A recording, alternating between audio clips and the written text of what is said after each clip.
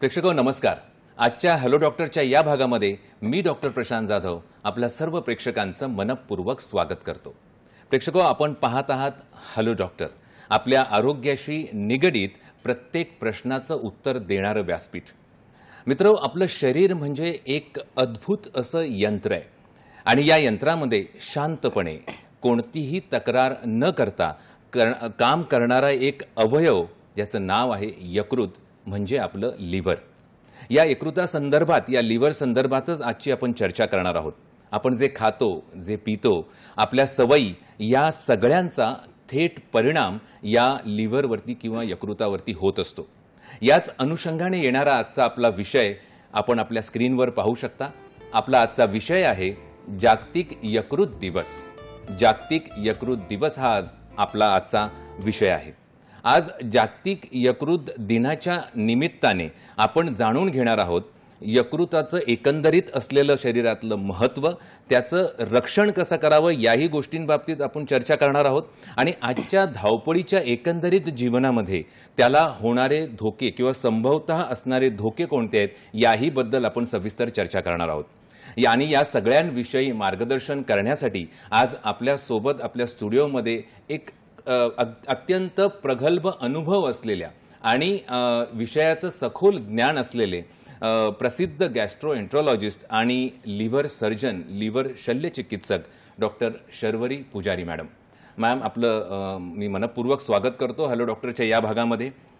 मित्रो, आपल्या पाहुण्यांचं अगदी अल्पशा असा परिचय करून द्यायचा झाला तर आज आपल्या सोबत आहेत डॉक्टर शर्वरी गोपाल पुजारी मॅम, प्रख्यात सर्जिकल गॅस्ट्रोएंट्रोलॉजिस्ट आणि केईएम हॉस्पिटल, केईएम रुग्णालय मुंबई परळ येथील सर्जिकल गॅस्ट्रोएंट्रोलॉजी विभागातील सहयोगी प्राध्यापिका म्हणून त्या रुजू आहेत।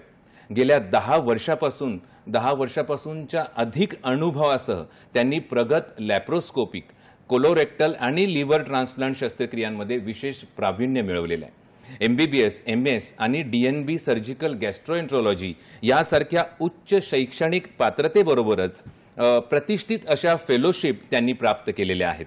तसेच अमेरिकेतील युनिव्हर्सिटी ऑफ कनेक्टिकट या ॲडव्हान्स्ड लॅप्रोस्कोपिक कोलोरेक्टल सर्जरीचे त्यांनी विशेष प्रशिक्षण त्यांनी घेतलेले आहे। त्याचसोबत लंडनमधूनही यकृत शस्त्रक्रियेसंदर्भातही त्यांनी विशेष प्रावीण्य मिळवलेले आहे। यकृत, पॅन्क्रियाज, यकृत अर्थात आपलं लिव्हर, पॅन्क्रियाज आणि जठरांत्र या सर्व गोष्टींच्या शस्त्रक्रियेमध्ये त्यांचा मोठा अनुभव असून रुग्णांमध्ये त्यांच्याबद्दल एक विशेष विश्वास आणि आदर आहे। मी मगाशीच सांगितल्याप्रमाणे अगदी सखोल ज्ञान आजच्या विषयाचं आणि एक प्रगल्भ अनुभव या विषयामध्ये काम करण्याचा, असे आपल्याला ज्ञान अगदी पाहुण्या आपल्याला आज इथे लाभलेल्या आहेत डॉक्टर शर्वरी मॅडम। मॅडम, पुन्हा एकदा मी आपलं स्वागत करतो। चला तर मित्रो, अतिशय महत्त्वाचा असा विषय जागतिक यकृत दिन याच्या पार्श्वभूमीवरती निवडलेला आपला आजचा विषय आहे आणि आपल्याबरोबर आपल्यासोबत इथे उपस्थित आहेत गॅस्ट्रोएंट्रोलॉजिस्ट, सुप्रसिद्ध असे गॅस्ट्रोएंट्रोलॉजिस्ट आणि यकृत लिव्हर सर्जन डॉक्टर शर्वरी पुजारी मॅडम। मॅडम, पुन्हा एकदा मी आपलं आजच्या हॅलो डॉक्टरच्या या भागामध्ये स्वागत करतो।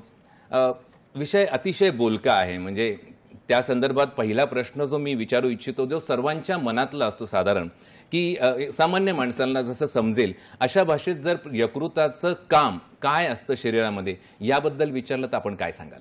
नमस्कार डॉक्टर प्रशांत आणि नमस्कार सर्व प्रेक्षक, आणि धन्यवाद तुम्ही चांगली ओळख करून दिली त्याबद्दल। तर नक्कीच मी तुम्हाला आणि प्रेक्षकांना यकृताच्या कार्याबद्दल थोडक्यात सांगते। तर आपल्या शरीरामध्ये संपूर्ण चयापचय क्रियेमध्ये यकृत हे एकदम केंद्रस्थानी आहे असं आपण म्हणू शकतो। यकृतामध्ये अनेक महत्त्वाची कार्य होतात। यकृतामध्ये अन्नाच्या पचनासाठी आवश्यक असणारं पित्त तयार होण्याचं अतिशय महत्त्वाचं काम होतं। शरीराच्या बांधणीसाठी आवश्यक असणारे प्रथिन निर्मिती करण्याचं काम हे यकृतामध्ये होतं।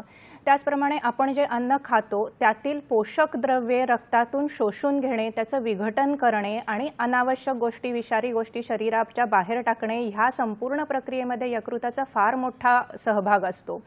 आपल्याला माहीतच आहे की रक्तातली साखर नियंत्रण ठेवण्यासाठी साखरेवर नियंत्रण ठेवण्यासाठी इन्शुलिनचा वाटा असतो जे स्वादुपिंडात बनतं, परंतु त्याही संपूर्ण प्रक्रियेवरती यकृताचं सेंट्रल नियंत्रण असतं.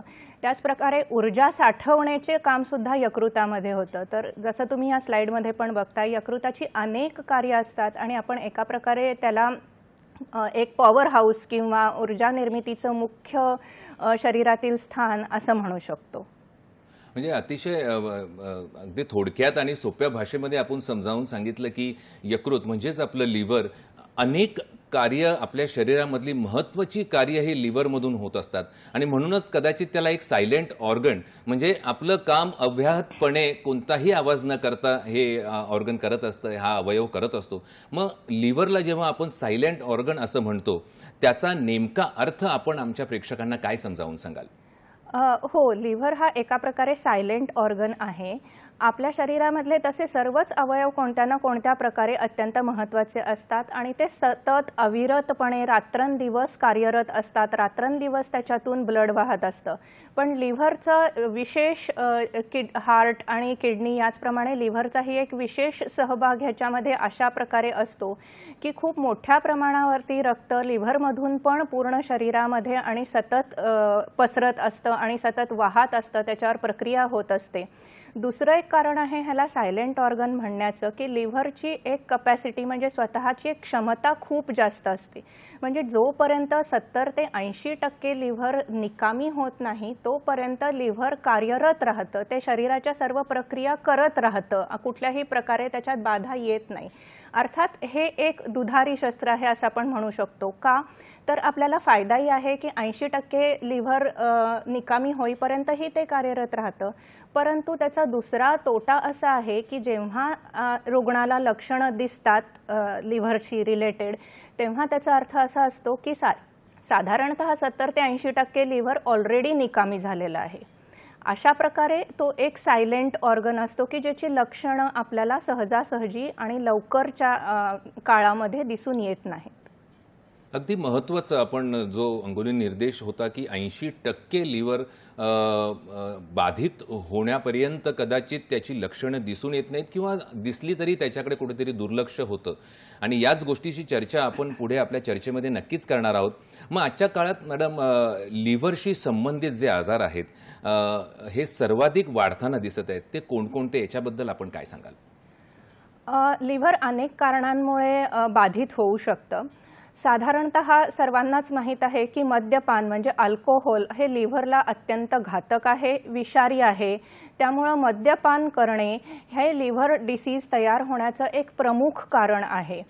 काही वर्षांपूर्वीपर्यंत आणि साधारणतः आजही पाश्चात्य देशांमध्ये अल्कोहोलिक लिव्हर डिसीज म्हणजे मद्यपान हे लिव्हरचं प्रमुख कारण आहे आणि नंतर 2 नंबरला येतं ते हिपॅटायटिस मुळे जो लिव्हरचा आजार होतो, हिपॅटायटिस बी आणि सी मुळे, ते दुसरं महत्त्वाचं कारण आत्तापर्यंत ठरत होतं. पण काही वर्षांमध्ये असा बदल झालेला आहे की अजून एक नवीन कारण हे लिव्हरला बाधित करणारं प्रमुख कारण वेगानं ठरत चाललेलं आहे. ते म्हणजे नॅश म्हणजे आपण त्याला नॉन अल्कोहोलिक स्टिएटोहिपॅटायटिस म्हणतो किंवा आज नवीन टर्मिनॉलॉजीप्रमाणे त्याला मॅफेल्ड म्हणतात, म्हणजे मेटाबॉलिक असोसिएटेड लिव्हर डिसीज असतो. म्हणजे काय तर ह्या रुग्णांमध्ये अल्कोहोल हे कारण नसतं, हे रुग्ण मद्यपान करत नाहीत तरी देखील त्यांना लिव्हरचा आजार होतो. कारण त्यांच्यामध्ये असतं की स्थूलता, वजन म्हणजेच वजन जास्त असणे, डायबेटीस म्हणजे मधुमेह असणे, रक्तदाब, कोलेस्टेरॉल अनियंत्रित असणे आणि ह्या सगळ्याशी रिलेटेड जो मेटाबॉलिक डिसीज असतो त्याचा परिणाम लिव्हरवर होतो आणि लिव्हर खराब होऊ लागतं. याशिवाय इतरही कारणं आहेत, जसं की काही जन्मतः दोष असतात, जनुकीय आजार असतात किंवा काही वेळेला कॅन्सरचा आजार असतो, इन्फेक्शन्स असतात. पण हा जो नॉन अल्कोहोलिक लिव्हर डिसीज आहे हे आजकालच्या काळामध्ये वेगानं पसरत चाललेला आजार आहे आणि तो एक प्रमुख आजार लिव्हरला घातक ठरणारा होत चाललेला आहे. म्हणजे अनेक कारणं लिव्हर बाधित होण्यामागे असू शकतात, त्यामध्ये मद्य आणि अल्कोहोल हा प्रमुख कारण तर आहेच, पण त्याचसोबत नॉन अल्कोहोलिक म्हणजे मद्याशी संबंधित नसलेल्या गोष्टीही आपण सांगितल्या, त्याही अतिशय महत्त्वाच्या आहेत. म्हणजे आपल्या दैनंदिन जीवनातल्या छोट्या छोट्या सवयीसुद्धा ज्या कदाचित आपण दुर्लक्षित करीत असू, याही गोष्टी कशा आपल्या लिव्हरला बाधित करू शकतात याचीही चर्चा आपण या निमित्ताने इथे करणारच आहोत. मग मॅडम, आज सध्याच्या स्थितीमध्ये जेव्हा पण चर्चा होते तेव्हा फॅटी लिव्हर हा शब्द साधारण खूप चर्चेत येतो आणि एकंदरीत सगळ्यांच्या तोंडीच असतो शब्द फॅटी लिव्हर. तो नेमका फॅटी लिव्हरचा अर्थ काय आणि याचे गंभीर परिणाम साधारण काय असतात? हो, तर फॅटी लिव्हर हा आपण सर्वांनीच कधी ना कधी ऐकलेला शब्द असेल. साधारणतः स्थूलता असणे, वजन जास्त असणे हे फॅटी लिव्हर होण्याचं एक कारण असू शकतं. पण मी जसं म्हणलं की कारण नसताना, असं काही कारण नसताना सुद्धा फॅटी लिव्हर असू शकतं. तर जसं आपल्या शरीरामध्ये उघडपणे दिसणाऱ्या जागी चरबी साचलेली आपल्याला दिसते, पण लिव्हरमध्ये तशीच ही आतल्या ऑर्गन्समध्ये सुद्धा चरबी साचू शकते. आणि जेव्हा ती लिव्हरमध्ये चरबी साचली जाते, ती लिव्हरच्या सेल्सच्या मध्ये चरबी साचून राहते आणि त्यावेळेला त्याला फॅटी लिव्हर म्हणतात. त्यामुळे काय होतं की लिव्हरच्या सेल्सचं जे नॉर्मल कार्य आहे त्याच्यामध्ये बाधा निर्माण होते, लिव्हरच्या कार्यक्षमतेवर परिणाम होतो आणि हळूहळू लिव्हरमध्ये बदल व्हायला लागतात. पहिल्यांदा सूज यायला लागते, ज्याला आपण हिपॅटायटिस म्हणतो. हळूहळू हे जर असंच होत राहिलं आणि प्रोग्रेस होत राहिलं तर लिव्हरचा कन्सिस्टन्सी बदलत जाते. म्हणजे लिव्हर एक साधारण छान स्पंजसारखी हेल्दी असते, पण जसं जसं आजार पुढे जातो तशी ती ठिसूळ होते, कडक होते. तर त्यामुळे लिव्हरच्या कार्यावरही परिणाम होतो, तेव्हा त्याला फायब्रोसिस म्हणतात. आणि हीच गोष्ट पुढे अशीच वाढत राहिली तर त्याचा परिणाम होऊन लिव्हर पूर्णपणे निकामी ठरू शकतं आणि मग त्याला लिव्हर सिरोसिस म्हणतात त्या स्टेजला. नक्कीच आपण उल्लेख आपल्या उत्तरामध्ये जो आला हिपॅटायटिस, लिव्हर सिरोसिस याही बद्दलची चर्चा आपण करणार आहोत. पण आपल्या उत्तरामधून एक गोष्ट अधोरेखित नक्कीच झाली की कोणत्या ना कोणत्या कारणाने ज्यावेळी लिव्हरवरती बाधा येते आणि त्याच्यातून त्या शरीरावरती त्याचे होणारे आणि त्याचे पडणारे पडसाद या सर्व गोष्टींवरती कुठेतरी लक्ष असणं गरजेचं आहे. मग जीवनशैली हा एक महत्त्वाचा घटक आहे एकंदरीत लिव्हरच्या आरोग्याशी संबंधित जेव्हा आपण चर्चा करतोय. तर मॅडम, जीवनशैलीतील कोणत्या सवयी साधारण आपल्या यकृतासाठी, आपल्या लिव्हरसाठी सर्वात घातक ठरतात याबद्दल सविस्तर आपण प्रेक्षकांना काय सांगाल? लिव्हरसाठी ज्या काही गोष्टी आपल्याला टाळता येऊ शकतात किंवा आपण त्याच्यामध्ये बदल घडवून लिव्हरच्या आजारावर नियंत्रण मिळवू शकतो त्या गोष्टी म्हणजे या जीवनशैली आहेत. यामध्ये प्रामुख्यानं कोणत्या गोष्टी येतात तर योग्य तो आहार. आजकालच्या जीवनामध्ये आणि फास्ट लाईफमध्ये चुकीच्या पद्धतीनं आपण आहार बदलत चाललो आहोत असं म्हणू शकतो.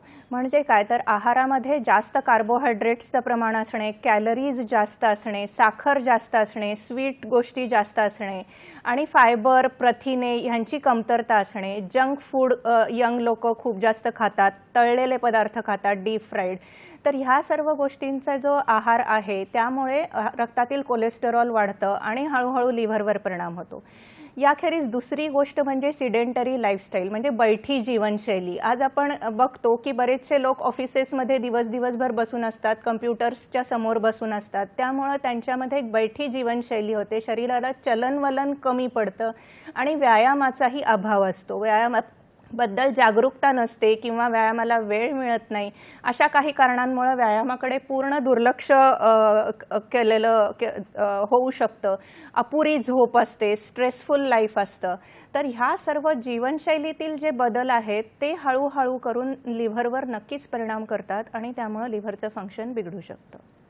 नक्कीच अतिशय सोप्या पद्धतीने आणि सुलभ भाषेमध्ये आपण समजावून सांगितलं. प्रेक्षको, आपण पाहिलं की आरोग्य हा विषय फक्त आपल्या आजारापुरता मर्यादित नसून तर तो आपल्या जीवनशैलीचा एकंदरीत आरसा आहे आणि याच आरसा आपल्याला दाखवण्याचा प्रयत्न आपल्याला उत्तरातून मॅडमनी केलेला आहे आणि प्रेक्षकही आपल्याशी जोडले जात आहेत.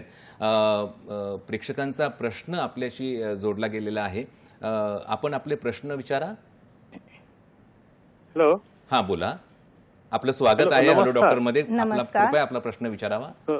नमस्कार. माझा प्रश्न असा आहे मॅडम की सतत उपवास केल्यामुळे लिव्हरच्या फंक्शनवर काही परिणाम होतो का?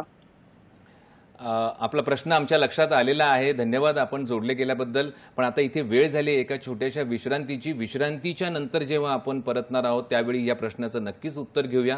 प्रेक्षको, पाहत राहा आपला आवडता कार्यक्रम हॅलो डॉक्टर.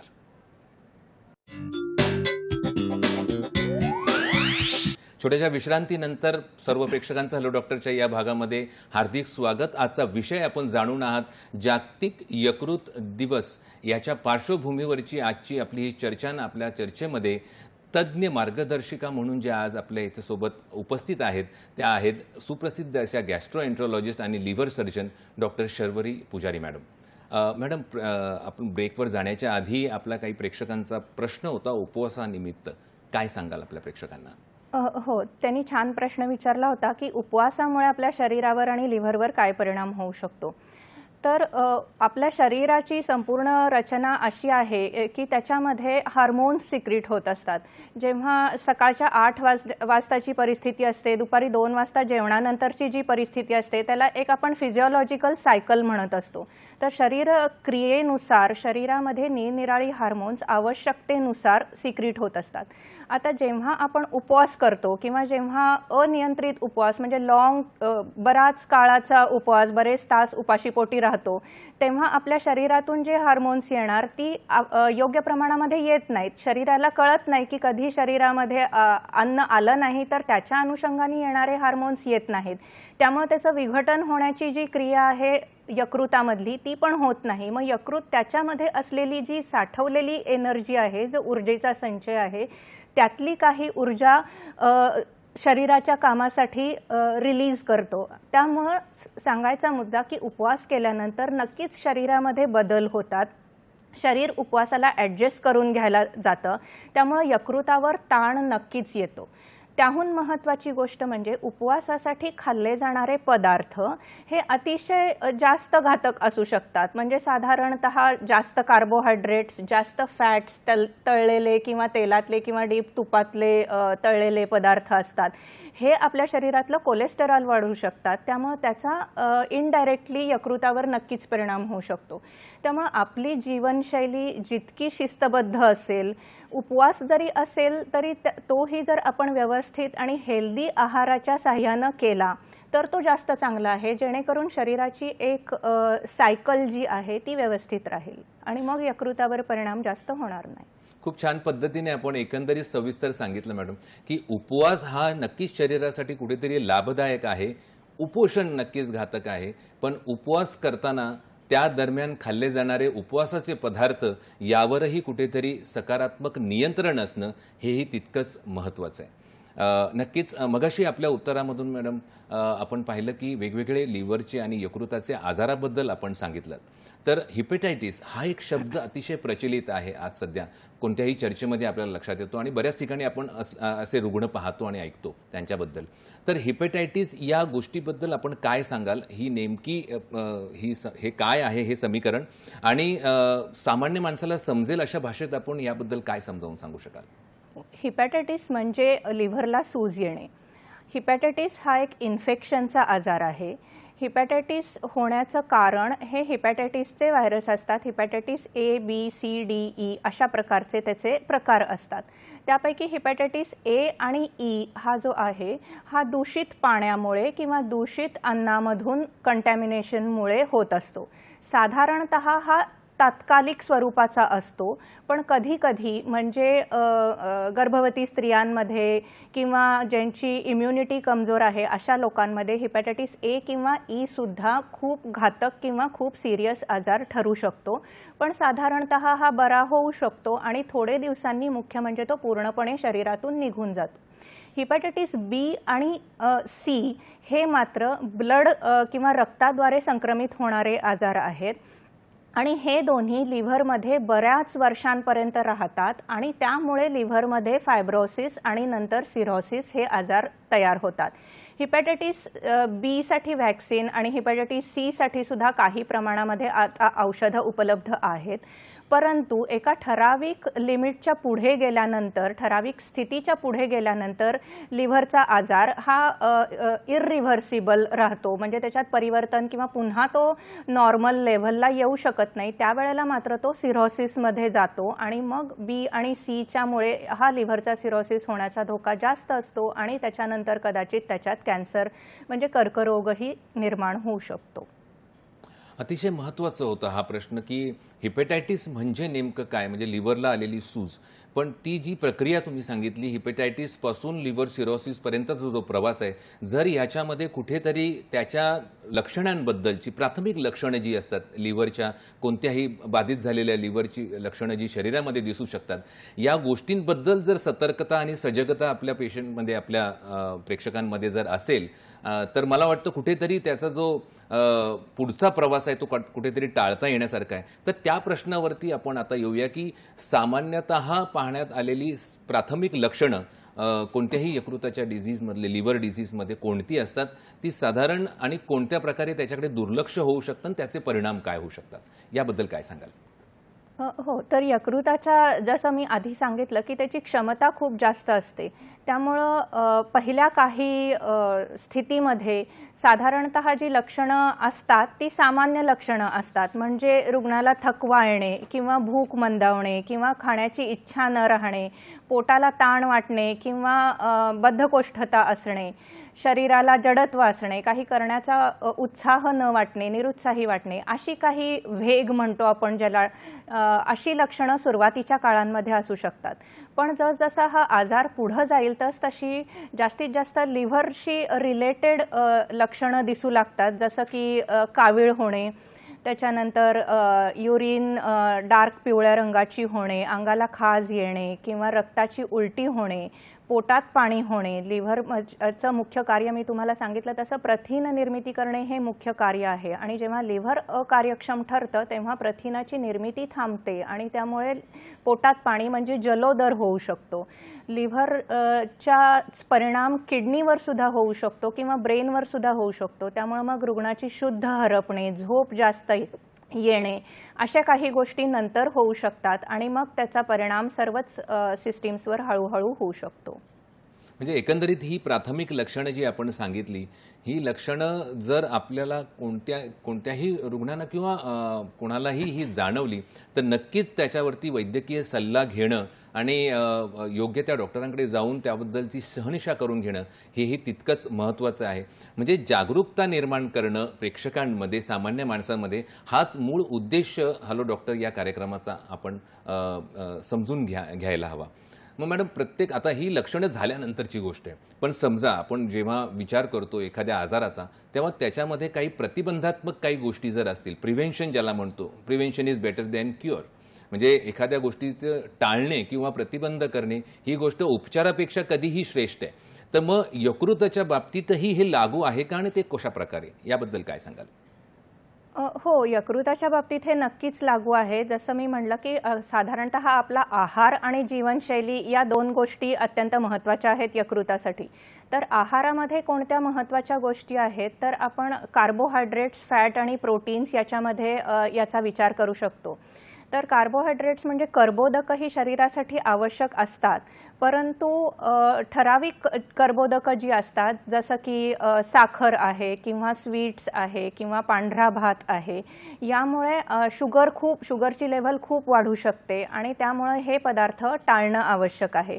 प्रथिनांचा आहारामध्ये जास्तीत जास्त सहभाग किंवा वाटा असण्याची गरज आहे. ताजी फळे आणि ताज्या भाज्या हे खाण्याची गरज आहे किंवा ज्याला आपण प्रोसेस्ड फूड म्हणतो ते अवॉइड करण्याची आवश्यकता आहे. प्रोसेस्ड फूड म्हणजे काय असतं की जे ताजी फळं भाज्या असतात त्याच्यावरती प्रोसेस म्हणजे प्रक्रिया केली जाते, ती कृत्रिम प्रक्रिया असते. त्यामुळे त्याच्यामध्ये अनेक गोष्टी, जसं ते दीर्घकाळ टिकण्यासाठी प्रिझर्वेटिव्ह ॲड केले जातात किंवा त्याच्यावर काही विशेष प्रक्रिया केल्या जातात, त्याच्यात विशेष घटक, रंग मिसळले जातात. तर अशी जी प्रोसेस्ड फूड असतात ते शरीरासाठी आणि यकृतासाठी घातक असतात.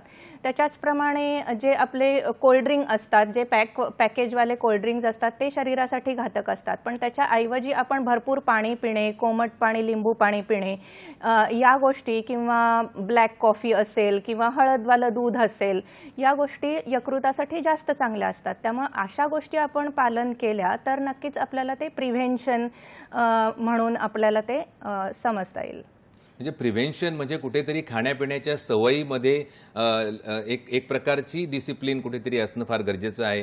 म्हणजे जे लाभदायक पदार्थ आहे ते त्यांचं सेवन करणं आणि जे काही गोष्टी ह्या टाळाव्यात याही गोष्टीवरती आपण अंगुली निर्देश नक्कीच ठेवला. प्रेक्षक आपल्याशी हा विषय इतका ज्वलंत आहे आणि इतका व्यापक आहे की प्रेक्षक कुठेतरी पुन्हा पुन्हा त्यांच्या मनामध्ये अनेक प्रश्न घेऊन आपल्याशी जोडले गेलेले आहेत. रत्नागिरीहून बाळासाहेब लोंढे हे आपल्याशी आता जोडले गेलेले आहेत. बाळासाहेब, आपलं स्वागत हॅलो डॉक्टरच्या या कार्यक्रमामध्ये. आपला प्रश्न विचारा. हॅलो, नमस्कार, आपला प्रश्न विचारा. मॅडम, अल्कोहोलचं प्रमाण जरा जास्त घेतलेलं आहे यापूर्वी आणि माझं वजन कमी होत नाही. अल्कोहोल तर माझं वजन कमी होत नाही, तर फॅटी लिव्हरचा आणि या वजनाचा काही संबंध येतोय का? आपला प्रश्नाचा ओघ आमच्या लक्षात आलेला आहे. नक्की धन्यवाद आपण जोडले गेल्याबद्दल. धन्यवाद आपल्या प्रश्नाबद्दल. मॅडम, काय सांगा? हो, तर त्यांनी अतिशय छान 2 महत्त्वाच्या गोष्टी सांगितल्या की अल्कोहोल सेवन आणि वजन. पण एक अत्यंत उत्तम गोष्ट त्यांनी केली आहे की अल्कोहोलचं सेवन आता बंद केलेलं आहे. तर फक्त ते सेवन बंद करणे ह्याच्यामुळे सुद्धा तुमच्या लिव्हरचं कार्य नक्कीच सुधारलं आहे, हे मी तुम्हाला न बघताही सांगू शकते. त्यामुळं केव्हाही कुठल्याही परिस्थितीमध्ये हे जर तुम्ही बंद केलं तर ते लिव्हर सुधारण्यासाठी 100% त्याचा फायदा होणार आहे. आता वजन कमी होत नाही ह्याचं कारण काय ते आपल्याला शोधावं लागेल. वजन कमी होण्यासाठी आहारामधल्या बदलाबरोबरच तुम्ही थोडासा व्यायामाचा जर तुमचा अभाव असेल तर तो व्यायाम चालू करण्याची गरज आहे. आता तुम्ही म्हणाल की तुम्हाला दररोज काही वजन उचलणे किंवा भला मोठा व्यायाम करणे हे शक्य नाही, वजनामुळे ते कधी शक्य होत नसतं. पण इतका मोठा व्यायाम करण्याचा ॲडवाईस नाही आहे. तुम्हाला तुमच्या तब्येतीला जितकं झेपेल त्याच प्रमाणात व्यायाम करायचा आहे. ॲटलिस्ट म्हणजे सुरुवातीच्या काळामध्ये तरी. म्हणजे काय तर सुरुवातीच्या काळामध्ये तुम्ही दररोज फक्त 30 मिनिटं किंवा 45 मिनिटं तुमच्या जास्तीत जास्त स्पीडनी ब्रिस्क वॉक म्हणजे थोडंसं झपाट्याने चालणं, थोडासा घाम येईपर्यंत झपाट्याने चालणं, हे रोज फक्त तुम्हाला 30 मिनिटं पहिल्यांदा करायचं आहे आणि 45 मिनिटं तुम्हाला नंतर करायचं आहे. किंवा सर्वच लोकांना हे माझं सांगणं आहे की दररोज फक्त तुम्ही थोडा व्यायाम केला, अशा प्रकारे तुम्ही 30 मिनिटं एक थोडं ब्रिस्क वॉक केलं तर नक्कीच त्यानं लिव्हरला खूप फायदा होणार आहे. आहारातील बदल, व्यायाम, तुमची जर का शुगर नियंत्रित नसेल तर ती तुम्हाला बघावी लागेल. वजन कमी न होण्याचं कारण थायरॉईडचा प्रॉब्लेम पण असू शकतो, तर ते तुम्हाला बघावं लागेल. या सर्व गोष्टींनी जर तुम्ही तुमचं एक साधारण 10% जरी वजन कमी केलं तरी तुमची लिव्हर 30%नी सुधारू शकते. आणि त्यामुळं वजन आणि फॅटी लिव्हर ह्याचा अगदी डायरेक्ट संबंध आहे. हे तुमच्या प्रश्नाचं एकदम सरळ उत्तर आहे. खूप धन्यवाद आपल्या प्रश्नाबद्दल. आपल्या प्रश्नाच्या निमित्ताने अनेक असे वेगळे कंगोरे या विषयानुरूप उलगडले गेले, त्याबद्दल खरोखर धन्यवाद. मित्र, आपण पाहिलं की यकृत कधी बोलत नाही, लिव्हर हे बोलत नाही, पण जेव्हा ते त्रास देतं तेव्हा ते खूप काही सांगून जातं. हेच अनेक कंगोरे आपण आता उलगडणार आहोत आपल्या चर्चेच्या अनुषंगाने. पण आता इथे वेळ झाली एका छोट्याशा विश्रांतीची, तर कुठेही जाऊ नका, पाहत राहा आपला आवडता कार्यक्रम हॅलो डॉक्टर.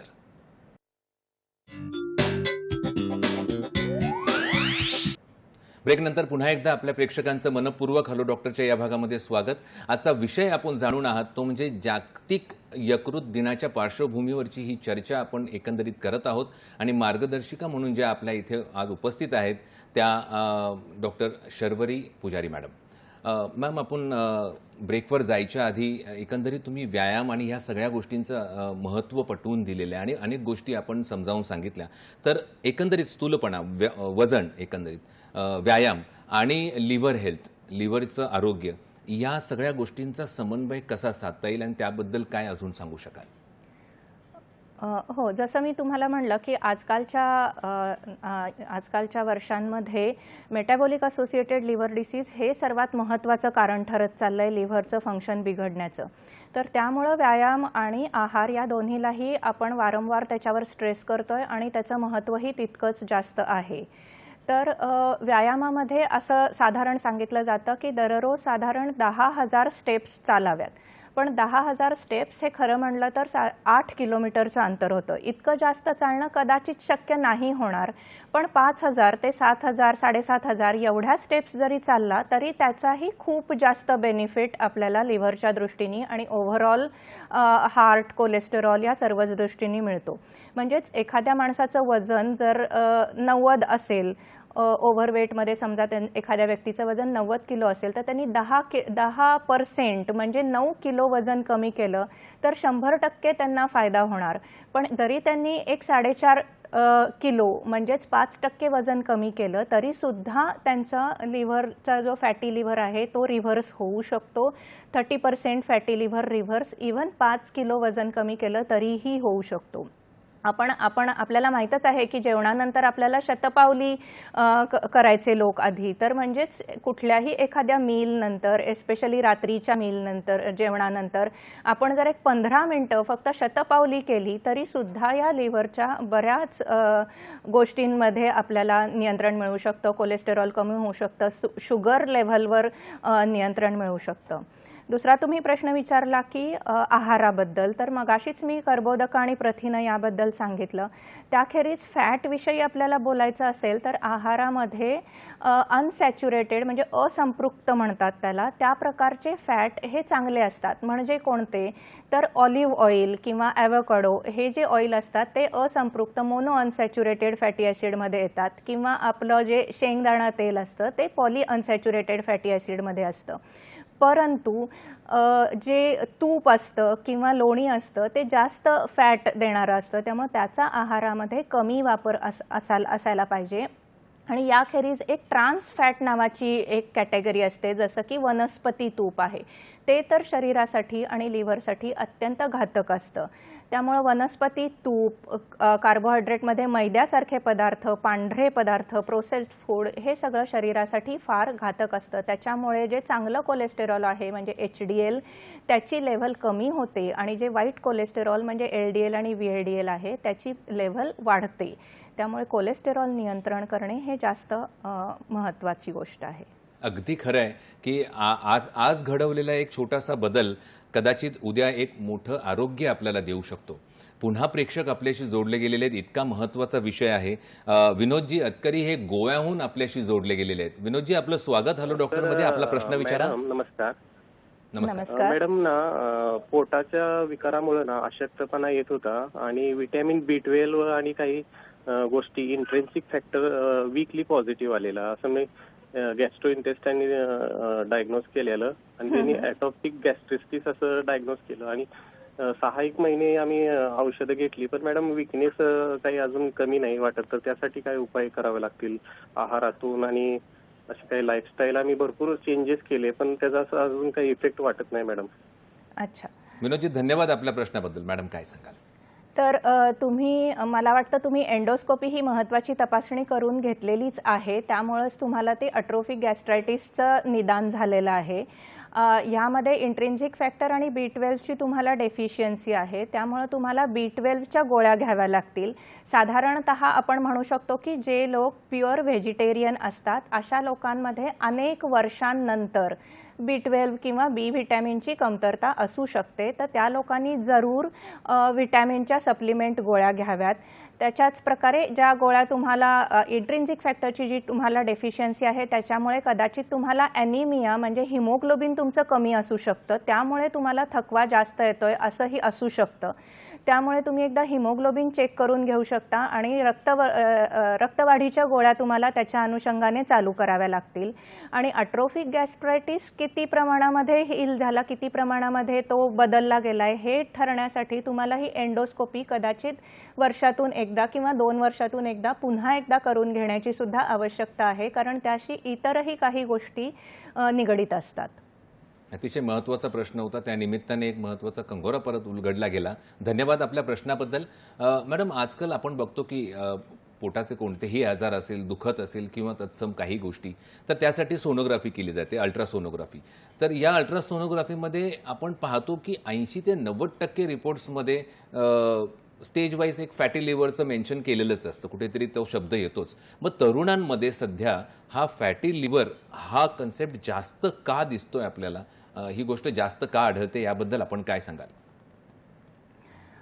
तरुणांमध्ये फॅटी लिव्हर हा जास्त आढळून येतोच, कारण मी मगाशीच सांगितलं तसं जंक फूडचं सेवन, चुकीच्या जीवनशैली म्हणजे रात्री वेळी अवेळी जेवणे आणि बाहेरचे किंवा हॉटेलमधील पदार्थ जास्त खाणे किंवा मैद्याचे पदार्थ जसं की पिझ्झा, बर्गर, चिप्स किंवा जे रेडीली अवेलेबल रेडीमेड गोष्टी आहेत ते पदार्थ खाणे. हे पदार्थ चवीला चांगले लागतात कारण त्याच्यात टेस्ट मेकर्स असतात, ते प्रिझर्वेटिव्ज असतात म्हणून ते खूप जास्त टिकलेले असतात, पण हे सर्व शरीरासाठी खूप घातक असतात. त्याहूनही महत्त्वाची गोष्ट म्हणजे हे पदार्थ जे आहेत त्याच्यामुळे लिव्हरवर दूरगामी परिणाम होऊ शकतात. त्यामुळे ह्या पदार्थांचं सेवन करणं योग्य नाही किंवा ते टाळलं पाहिजे. आता जेव्हा लिव्हर सोनोग्राफीमध्ये एखाद्या व्यक्तीला फॅटी लिव्हर असं दिसून येतं तेव्हा घाबरून जाण्याची गरज नाही आहे, पण ही एक नॉर्मल गोष्ट किंवा चालतंय अशाही कॅटेगरीत येत नाही. फॅटी लिव्हर ही एक महत्त्वाची गोष्ट आहे. फॅटी लिव्हर हे एक ग्रुप आहे, म्हणजे ते काही कमी प्रमाणामध्ये पण फॅट असू शकतं, 10% असू शकतं, 30% असू शकतं, 60% असू शकतं किंवा जास्त प्रमाणामध्ये असू शकतं, म्हणजे त्याला एक रेंज अवेलेबल आहे. तर त्या अनुषंगाने फॅटी लिव्हरचं ग्रेड 1, ग्रेड 2, ग्रेड 3 असं वर्गीकरण असू शकतं. जोपर्यंत ते अलीकडच्या स्टेजमध्ये आहे तोपर्यंत हे आपण आहारातले बदल आणि जीवनशैलीतले बदल करून त्याच्यात रिव्हर्स करून ते मूळच्या स्थितीला आपण परत येऊ शकतो. त्यामुळे त्याचा जास्त सिग्निफिकन्स आहे.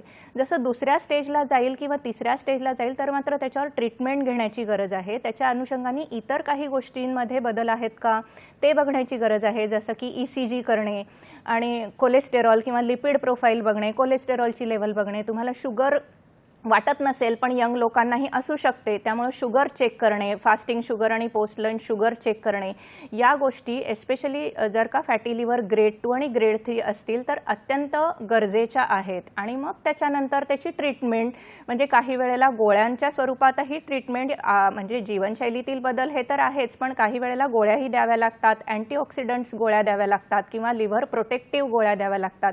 वजन अनियंत्रित असेल तर वजन कंट्रोल करण्यासाठी काही गोळ्या द्याव्या लागतात आणि मग त्या फॅटी लिव्हरचा आपल्याला नीट सर्वंकष विचार करावा लागतो. प्रेक्षक, आपण पाहिलं की आपण रोज जे खातो ते आपल्या लिव्हरसाठी, आपल्या यकृतासाठी योग्य आहे का, या गोष्टीचा विचार मला वाटतं या उत्तरानंतर आपल्याला नक्कीच दर दिवशी आणि रोज नीतिनियमाने करावाच लागेल. पुन्हा प्रेक्षक आपल्याशी जोडले गेलेले आहेत. प्रशांतजी कात्रे हे अमरावती येथून आपल्याशी जोडले गेलेले आहेत. प्रशांतजी, आपला प्रश्न विचारा. आपलं स्वागत. नमस्कार, आपला प्रश्न विचारा. नमस्कार मॅडम. नमस्कार. माझा प्रश्न असा आहे मॅडम, माझं वजन आहे 92 किलो आणि वय आहे 58 वर्ष. मला मॅडम चालताना थकवा येतो आणि पायावर सूज आली आहे. काही लिव्हरशी काही संबंधित आजार असेल का मला? धन्यवाद आपल्या प्रश्नाबद्दल. याचं उत्तर आपण नक्कीच मॅमकडून घेऊ. हो, तर तुमचं वय 58 आहे आणि तुमचं वजन 92 किलो आहे, तर ह्या गोष्टी नक्कीच थोड्या वरीसम आहेत. म्हणजे ह्याच्याकडे आपल्याला काळजीपूर्वक बघावंच लागेल, दुर्लक्ष करून चालणार नाही. तुम्हाला माझा असा सल्ला राहील की तुम्ही एक आपण त्याला रुटीन हेल्थ चेकअप म्हणतो, तर सर्वच ब्लडच्या तपासण्या तुम्ही करून घ्याव्यात, ज्याच्यामध्ये लिव्हर फंक्शन टेस्ट डेफिनेटली येतीलच. त्याचबरोबर लिपिड प्रोफाईल आणि शुगर आणि ECG ह्यासुद्धा तुम्ही टेस्ट करून घ्याव्यात. ह्याच्यातून बऱ्याचशा गोष्टी आपल्याला कळतील, बऱ्याचशा गोष्टींवरती आपल्याला उपचार ठरतील आणि मग तुम्ही त्याच्याबरोबरच हे वजन कमी करण्याचे सुद्धा विचार करायला पाहिजे.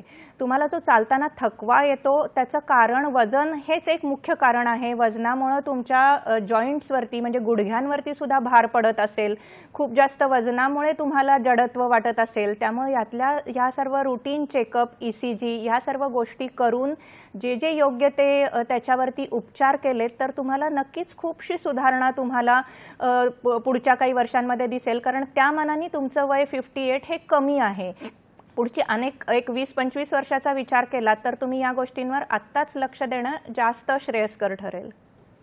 अगदी महत्त्वाचा प्रश्न होता. मॅम आपल्याकडे काही वेळेची मर्यादा नक्कीच असते अशा कार्यक्रमांमधून.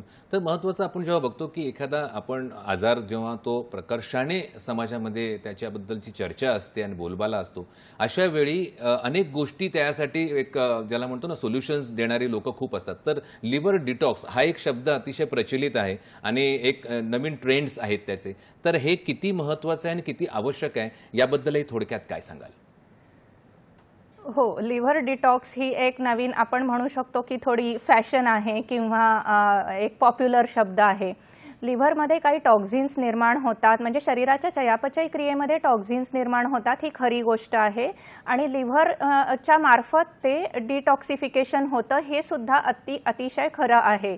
म्हणूनच आपण लिव्हरच्या डिसीजमध्ये अँटीऑक्सिडंट्स नावाच्या गोळ्या देतो, जे विषारी घटक असतात त्याच्यावरती मात करतात. परंतु बाजारातले काही पदार्थ हे जाहिराती स्वरूपामध्ये वगैरे अवेलेबल असतात, पण हे सर्व गोष्टी आपण काही घरच्या गोष्टींनी सुद्धा करू शकतो. म्हणजे उदाहरणार्थ सकाळी थोडंसं कोमट असलेलं लिंबू पिणे आणि गरम पाण्याचा 1 ग्लास पिणे हे उत्तम प्रकारचं डिटॉक्सिफिकेशनचं सोल्युशन आहे.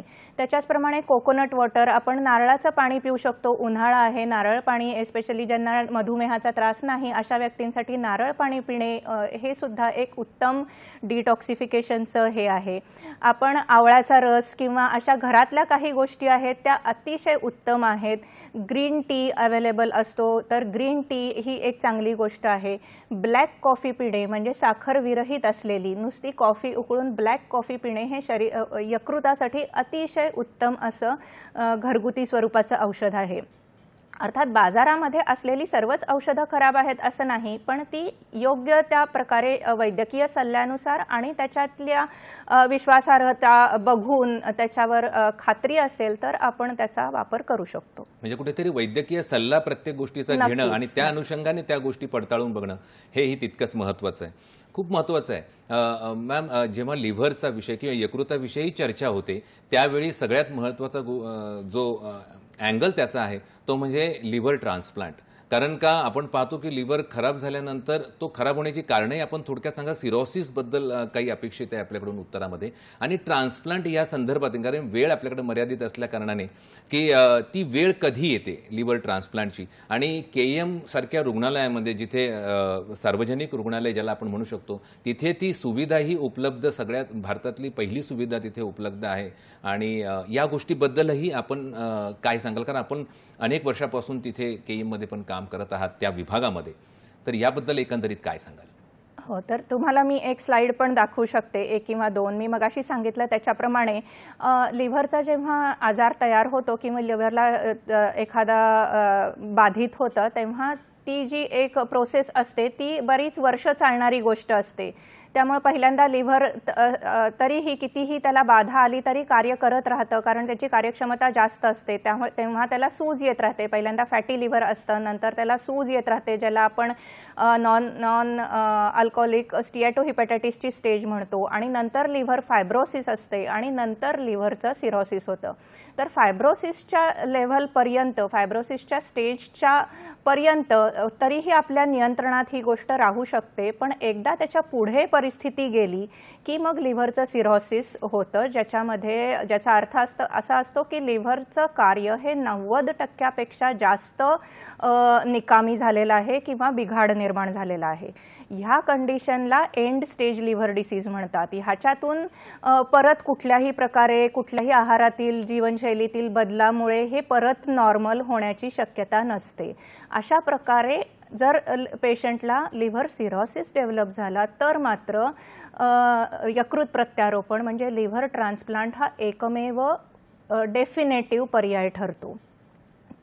त्या केसेसमध्ये अशा रुग्णांना लिव्हर ट्रान्सप्लांट करण्याची जरूर पडते. आता ही अवस्था कशी ओळखायची, तर मी मगाशीच सांगितलं की हा एक एंड स्टेज लिव्हर डिसीज आहे, ज्याच्यामध्ये साधारणतः लक्षणं अशी असतात की रुग्णांना रक्ताची उलटी होते, शुद्ध हरपते, पोटात पाणी वारंवार होतं आणि कावीळ होते, शरीरातील रक्त गोठण्याच्या प्रक्रियेमध्ये बाधा येते, त्यामुळं ब्लिडिंगची टेंडन्सी खूप जास्त असते. अशा सर्व गोष्टी ह्या लिव्हर सिरोसिसमध्ये आढळून येतात. आता बोला, ओके, बोला. तर तुम्ही म्हणालात की KEM मध्ये हे लिव्हर ट्रान्सप्लांट अवेलेबल आहे का? तर हो, KEM मध्ये आमचा जो विभाग आहे जठरांत्र शल्यचिकित्सा आणि यकृत प्रत्यारोपण हा विभाग आहे आणि या विभागामध्ये ही लिव्हर ट्रान्सप्लांटची शस्त्रक्रिया उपलब्ध आहे. खरं म्हणजे ही शस्त्रक्रिया खूपच ॲडव्हान्स आणि अद्ययावत शस्त्रक्रिया आहे आणि ह्याचा खर्चही खूप जास्त असतो. प्रायव्हेट रुग्णालयांमध्ये हा खर्च साधारणतः 25 ते 30 लाखांपर्यंत असतो.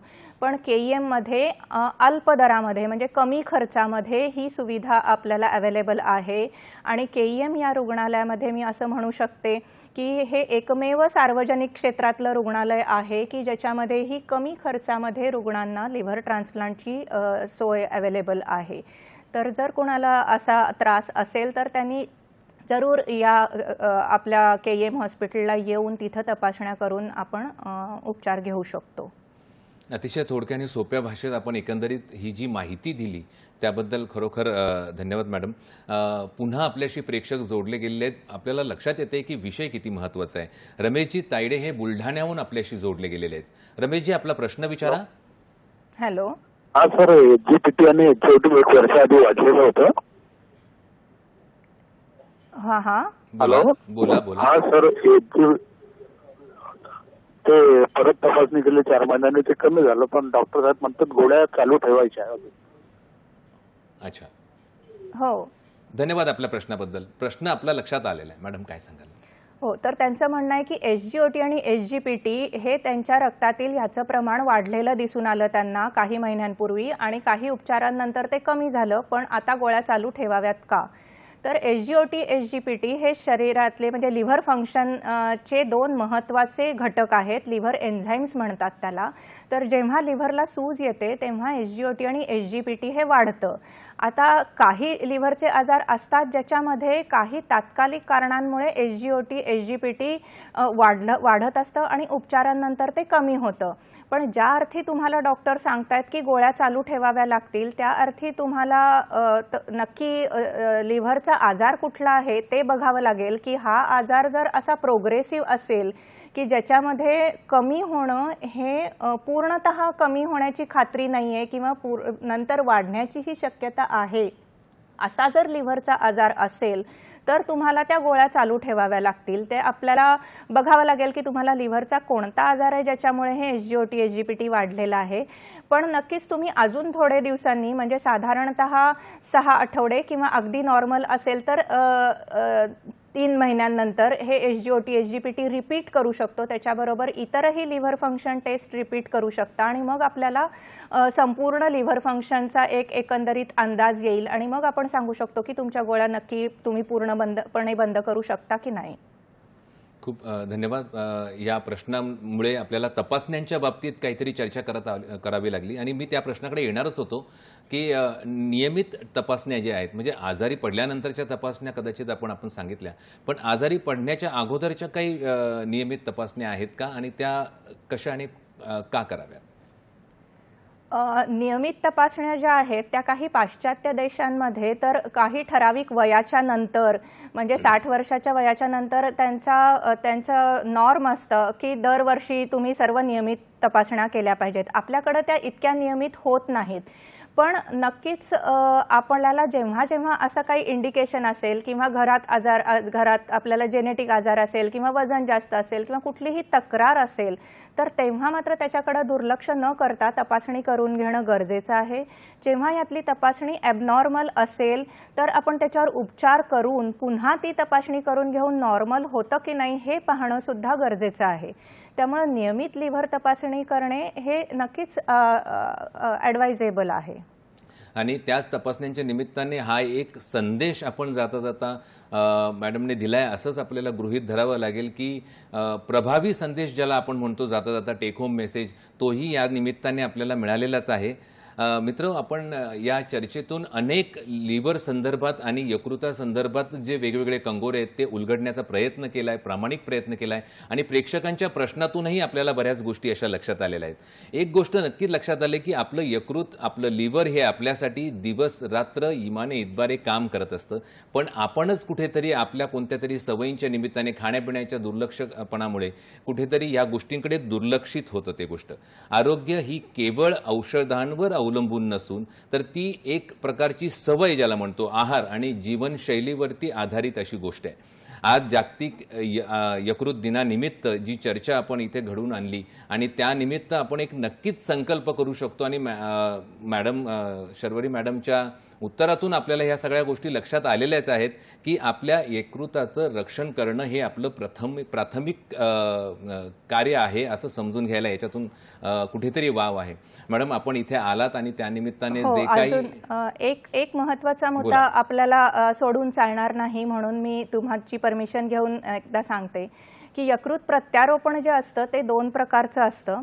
तर आपल्याकडे वेळ अतिशय कमी आहे. हो, तर ह्याच्यातून मला सांगण्याचा विशेष मुद्दा हा आहे की यकृताच्या संदर्भात जेव्हा आपण बोलतो तेव्हा अवयवदानाबद्दल सुद्धा महत्त्व अधोरेखित करण्याचा माझा मुद्दा आहे.